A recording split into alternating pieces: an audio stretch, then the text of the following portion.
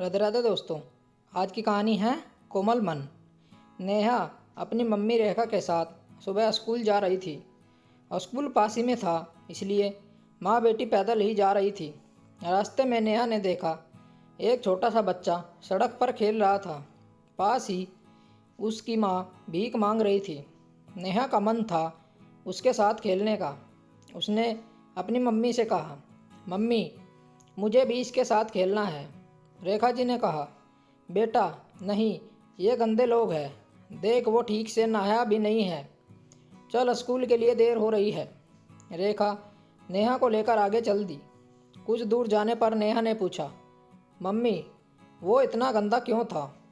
रेखा जी ने कहा, बेटी वो भीख मांगने वाले गरीब लोग हैं, उनके पास न घर है न कोई नहाने की जगह, यहीं पास में झुग्गी में रहते होंगे।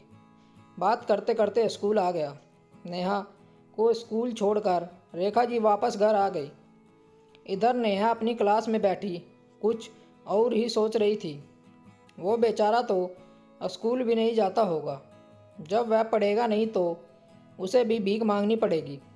स्कूल ख़त्म होने के बाद रेखा जी नेहा को घर लेकर चल दी। नेहा ने रास्ते में देखा अब वह बच्चा वहाँ नहीं था, उसकी माँ भी नहीं थी। नेहा बोली, मम्मी वो बच्चा और उसकी माँ कहाँ चले गए? अरे मुझे क्या पता, कहाँ तेरा दिमाग चलता रहता है, रेखा जी ने नेहा को डांटते हुए कहा।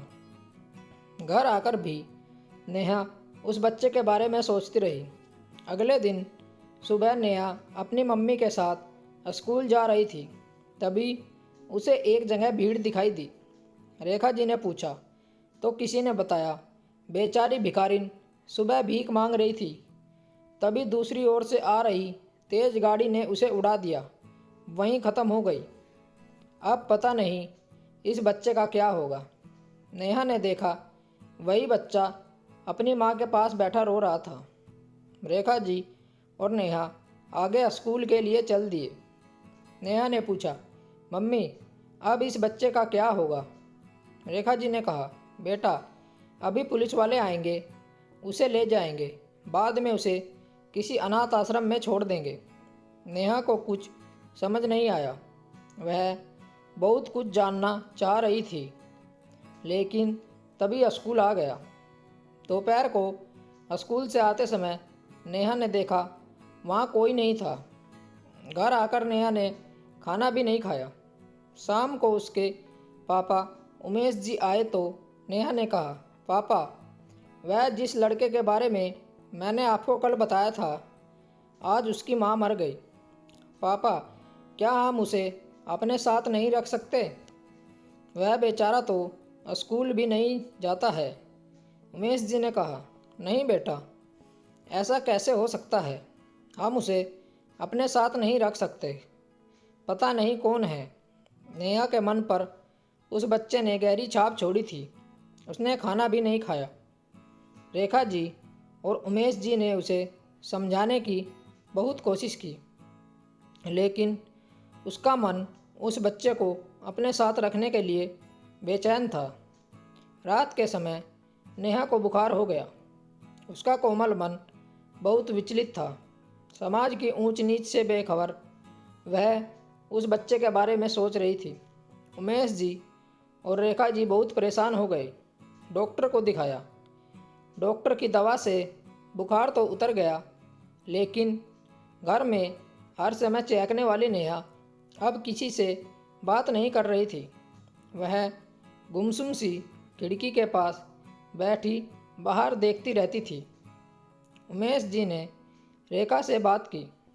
रेखा जी ने कहा, मैं उसे बहुत समझाती हूँ, लेकिन वह एक ही बात कर रही है कि अब उस बच्चे का क्या होगा। उमेश जी ने रेखा से कहा, हम अपनी बच्ची की खुशी के लिए उस बच्चे को गोद ले सकते हैं क्या? रेखा जी चुप रह गई। उन्हें कुछ समझ नहीं आ रहा था। कुछ देर बाद उन्होंने कहा, यह बहुत बड़ी जिम्मेदारी है, हमें बहुत सोचना होगा। उमेश जी ने कहा, मेरे लिए इस समय मेरी बेटी की खुशी से ज़्यादा कुछ नहीं है। बहुत देर बात करने के बाद दोनों उस अनाथ बच्चे को गोद लेने के लिए तैयार हो गए। उमेश जी रेखा के पास गए और बोले, बेटी, अगर तू मेरी एक बात माने तो हम उस बच्चे को अपने साथ घर ला सकते हैं। नेहा का चेहरा खुशी से चमकने लगा। वह बोली, हाँ पापा, मैं आपकी सारी बात मानूंगी, बस एक बार उसे घर ले आइए।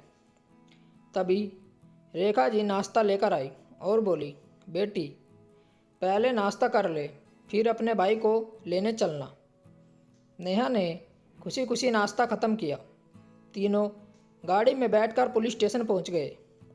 उमेश जी ने इंस्पेक्टर से बात की, अनाथ आश्रम का पता लिया और वहां पहुंच गए। अनाथ आश्रम से उन्होंने उस बच्चे को गोद ले लिया और उसे लेकर घर आ गए। नए घर में आकर उस बच्चे को कुछ समझ नहीं आ रहा था। नेहा ने उससे उसका नाम पूछा तो उसने चिंटू बताया। रेखा जी ने उसे नहला धुलाकर अच्छे से तैयार कर दिया, उसे नए कपड़े पहना दिए। अब वह किसी राजकुमार से कम नहीं लग रहा था। नेहा और चिंटू दोनों खेलने लगे। नेहा उसे अपने सारे खिलौने दिखा रही थी। नेहा को खुश देखकर उमेश जी ने कहा, आज मुझे अपनी बेटी पर गर्व महसूस हो रहा है, वरना लोग ऐसे बच्चों को देखकर मुंह बनाते हैं और अलग हो जाते हैं। स्टोरी को लेकर आपकी क्या राय है, नीचे कमेंट करके हमें बताएं। ऐसी ही और बेहतरीन कहानियाँ सुनने के लिए हमारे चैनल रोचक कहानी वॉइस को ज़रूर सब्सक्राइब करें। मिलते हैं आपसे एक और नई कहानी के साथ, तब तक जुड़े रहिए हमारे चैनल के साथ। कहानी सुनने के लिए आप लोगों का बहुत बहुत धन्यवाद। राम राम दोस्तों।